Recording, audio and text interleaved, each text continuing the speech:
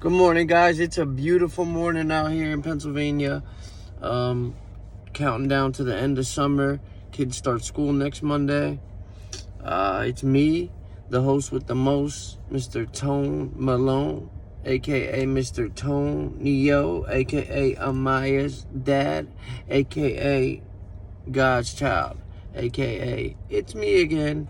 No, that's kind of dragging it on, but I do it just to be funny.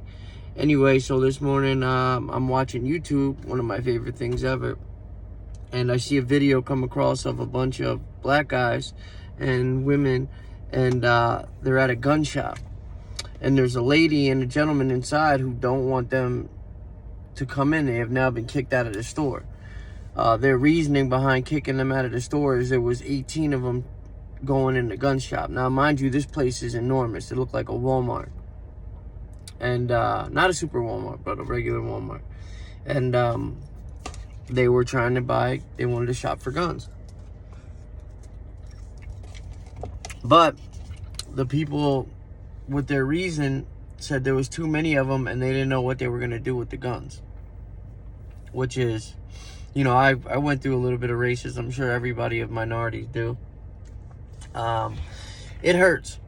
And I start reading the comments, as I always do. And there's a guy who says, good job for keeping America safe. Right away, my heart was like crushed. Now, I got two nephews who are biracial. And I try to teach him, as raw as it seems, life is going to be a little more, not tougher, but how's a good way to put it? You're going to be under a microscope. And you're going to have to, understand this. And don't let people's reactions and actions and words, don't prove them right. Don't try to, what these people think like these people. What are you going to do with the guns, he says. The lady's like, it's none of your damn business, da-da-da-da. And she starts getting crazy.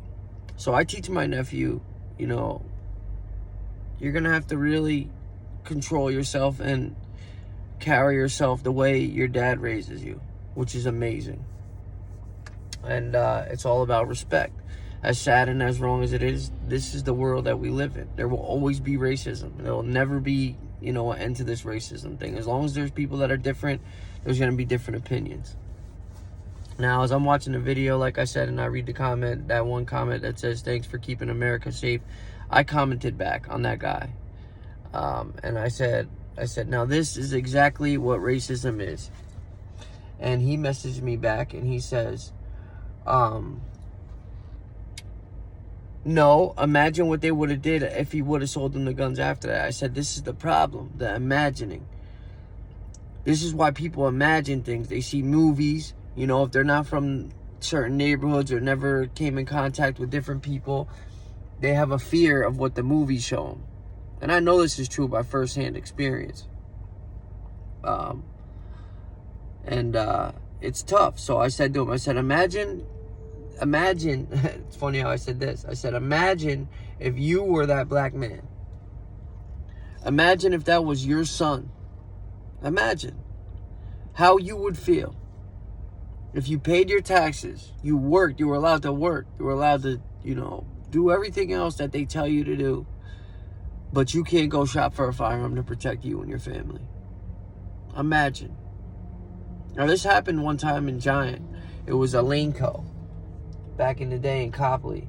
And this has been like probably 6 years after us living here for 6 years from New Jersey. We were when they had the videotape thing. Me, my dad, and my brother were shopping around in there, looking at the videos, all excited. We're movie freaks. So a lady, long story short, pulled my dad aside and said that we were stealing. My dad was really upset. My parents are not thieves. They're not, they raised us to be respectful, good people. And to think as if we were other people and put us in their shoes. This really hurt my dad, like big time. First, they were accusing his sons. We were innocent. We were young. We were I was probably like 7, maybe even younger. And so that's just an example. I don't want to get too far into the story, but long story short, you know, we didn't make like a huge rush. My dad was just like, this is ridiculous. We're not going to spend money here. We're leaving. But this guy and what I commented back to him, I didn't just get to read his reply because I just made this video because I just had to get it off my chest. But this is the problem, you know, with racism and things. Imagining and assuming. Now, everybody, I don't care who you are, what race, you always have a prejudgment about everything. Even if it's a bug, if it looks like it's going to bite you, you're like, oh my God, this thing is, you know, he's probably going to bite me. I got to kill him. It's wrong. It's wrong. You got to imagine. This is one thing that I take pride in myself, and I don't care who says that I don't or whatever not. I think of the person across from me or whatever it is, even an ant. You know, like, for instance, fishing yesterday. I woke up thinking, imagine what that fish thought. When I just, like, he was probably, like, so scared. Like, I could have never hurt him. Hurry up, take the picture so we could throw him back so he could live. Gently put him in there. But this is the problem, like, with the racism thing. But, you know, seeing that video brought back some memories, and, you know, it made me think back. And it makes me think about my nephew and the things he's going to encounter when he gets a little older. But I just wanted to say that and explain the story. But long story short, when the story ended, they still didn't sell him nothing. They didn't let him in the store. A couple girls walked in, then they walked back out. But if I was that man, I would have told the people. The girls started getting loud. They weren't cursing, but they were saying, you're racist, this is bullshit, da-da-da-da. Not bullshit, but, you know, this is not right.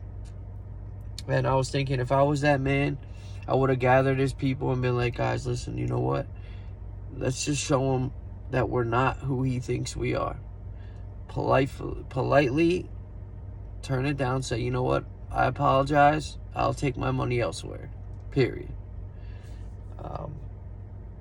But it does hurt. If you never experienced racist stuff before, I remember I was in 3rd grade, I think, or 2nd grade. We just moved there.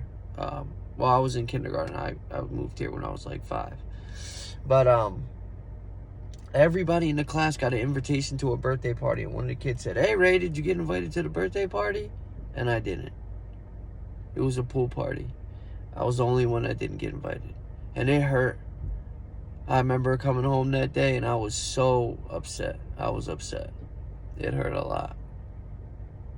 So, you know, I just want to put that out there. You know, if you've never been